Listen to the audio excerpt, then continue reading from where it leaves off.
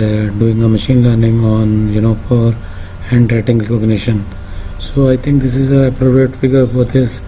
Sometimes we are not able to recognize the character written by somebody due to their poor handwriting or some poor styling. So from one verse it is looking like a 6, and from the other side it looks like a 9.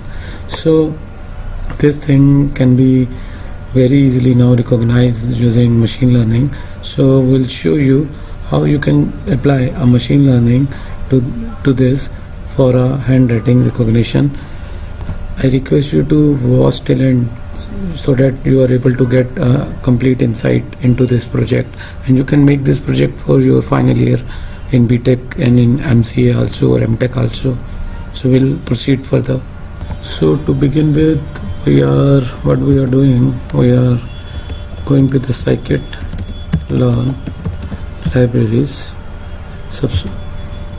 Initially we move towards the scikit-learn library, which is very easily available like this. Here there are several categories of algorithms available.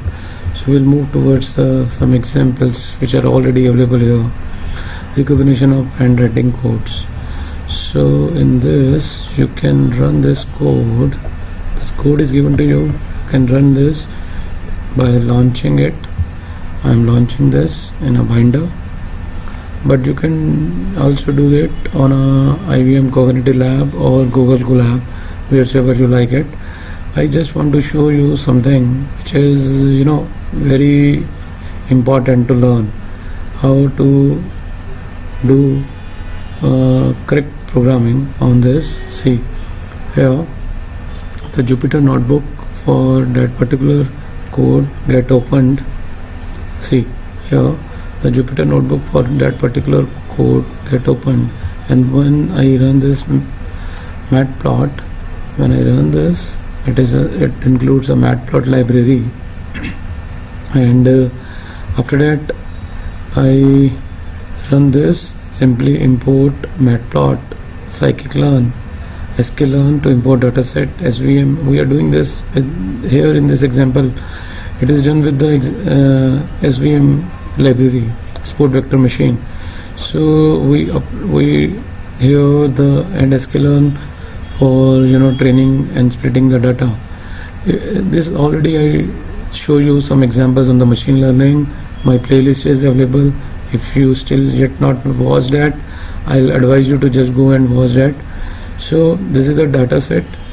Now actually we are taking the images by 2 to 4 plot, means it is in the axis it is 2 by 4, and similarly this is a splitting and testing data. This is a classifier by which we fit it and predict, and by this you can see the confusion matrix, and you can check the prediction result. We'll run this. See, when I run this, you saw the confusion matrix, and if you do not have an understanding of confusion matrix, I advise you to just go and watch my logistic regression video in which I describe this confusion matrix in detail. So this is the upper values and lower values. The minimum these two values means if these are zeros, then your accuracy of the algorithm is 100%. Still there are some 2, 4, 5, 6, so the accuracy is little bit lower, but still it is under 90%, I think. Yeah, it is 90%. So but see here you can you can have this kind only exposure to this thing. Now I am telling you how to run this to saw your result yourself. So first of all, I would like to know the number of images and number of labels.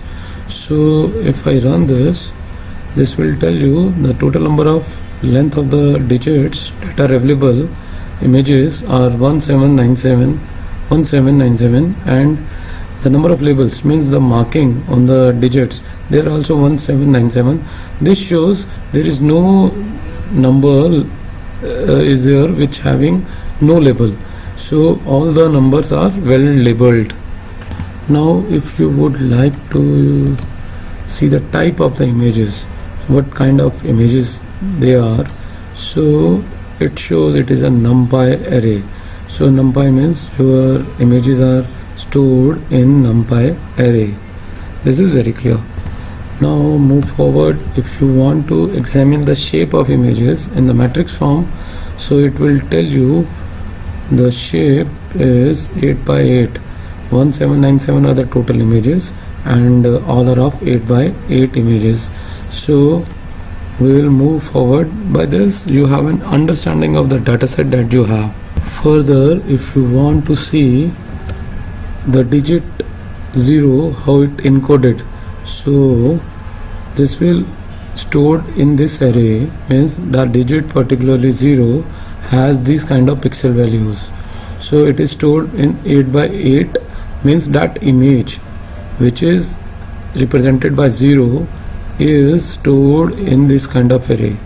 So hope you understand. Similarly, if you want to see the digit 7, how the digit 7 can be stored, so see there is a removal of the bracket, that's why this error is happen. Now if I run this, see the 7 has this different values. If you want to see 1, so the 1 digit has the different value. So this clears the each and every images have the different set of array. That is what we call NumPy. So we'll move forward. Now if you want to see the image, so you can do it with this by importing matplot. And if I want to see, first of all I'll show you the 0 again. What is the array for 0 corresponding to 0 value? Now if you want to see what kind of image data is, I'll show you. See, this is a 0.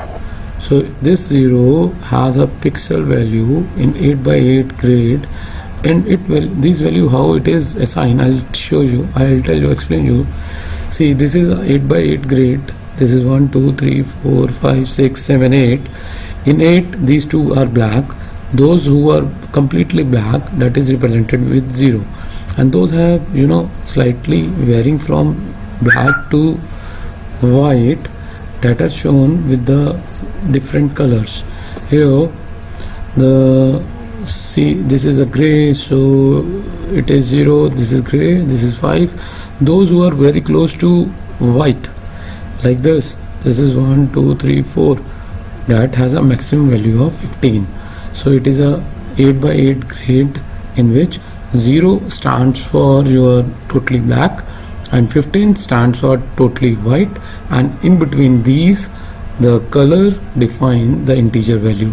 So hope you understand this. We'll move forward. See, the classifier already fit with SVM, but I want to show you the score, how much accurate this is. This is 96% accurate. This algorithm is 96% accurate, means the image, if it is some much distorted, there is 4% still 4 no 4, it is a around 3% error in that. So sometimes this will predict wrong, but that is a very rare case. Only 3% probability is for that. So now we'll move forward and understand this algo in much better detail. Now with this, you can, let us suppose we have a test image 5. We already split it in text, and it is already done with here.